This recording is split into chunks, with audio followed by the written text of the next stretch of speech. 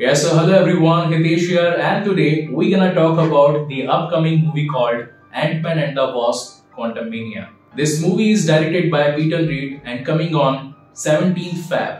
Video को start करने से पहले आप लोगों के लिए बहुत बड़ी खुशखबरी, मूवी एक्सप्लेनेशन के साथ साथ अब मैं आने वाली मूवी के करंट अफेयर्स के बारे में भी बताऊंगा। इसी के साथ साथ मूवी से जुड़े कुछ खास फैक्ट्स और हिडन थिंग्स जो कि आपने अभी तक नहीं देखे होंगे। अगर बात करी जाए एंटमैन के कुछ छिपे हुए फैक्ट्स की, तो आप लोगों को बताना चाहूंगा कि मार्वल स्टूडियो के केविन फीच ने 2022 के कॉमिक कॉन में एक ऐसी बात रिलीज करी जिसने सभी ऑडियंस का दिमाग हिला कर रख दिया। उनसे निकली लीक से ये पता चलता है कि कैंग द कॉन्करर आने वाला थैनोस है, यानी कि उसकी सुपर पावर्स को हम थैनोस से भी कंपेयर कर सकते हैं। 17 फैब को रिलीज होने वाली इस मूवी के अंदर लीड रोल में हमें दिखने वाले हैं स्कॉट लैंग, जिन्हें हमने एंटमैन और इसी के साथ उसके second part Ant-Man and the Wasp में भी देखा था। अगर इन मूवीज को एक लाइन में ब्रीफ करूं तो बताना चाहूंगा कि जब इन्फिनिटी वॉर में थैनोस ने अपनी चुटकी बजाई थी तो उसकी चुटकी बजाते ही करीब 5 सालों के लिए हर कोई ब्लिप में चला गया था, मगर उन 5 सालों के दरमियान स्कॉट लैंग क्वांटम रियल में था, जहां का समय एक अलग तरीके से काम करता है।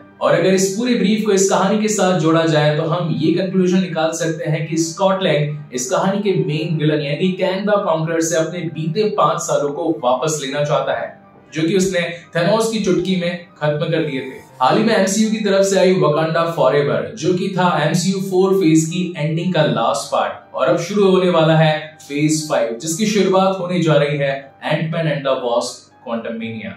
मूवी के ट्रेलर को देखकर इतना तो पता चल गया है कि इन 5 सालों को वापस पाने के लिए स्कॉट लैंग अपनी बेटी केसी, इसी के साथ अपनी पत्नी होप, उसकी मॉम जेनेट और साथ ही उसके पिता किंगपिन के साथ में क्वांटम रियल में जाएगा। कैंग द कॉन्करर ने उसे उसके 5 साल देने का वादा तो किया है, मगर इन 5 सालों के बदले वो उससे चाहता है क्रिस्टल ऑर्ब। अभी क्रिस्टल ऑर्ब कितना ज्यादा ताकतवर है और क्या क्या तबाही मचा सकता है वो तो हमें 17 फैब को ही पता चलेगा।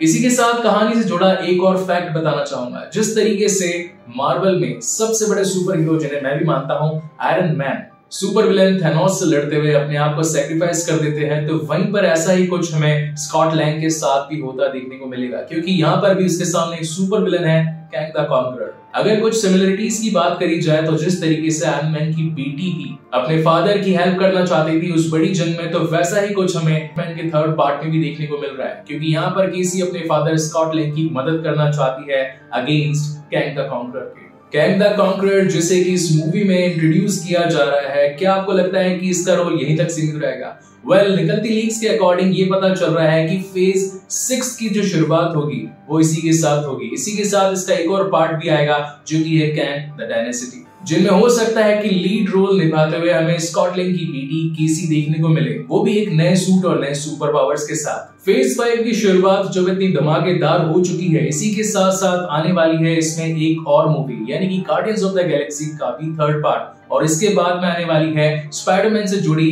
सिनिस्टर 6 की मूवी।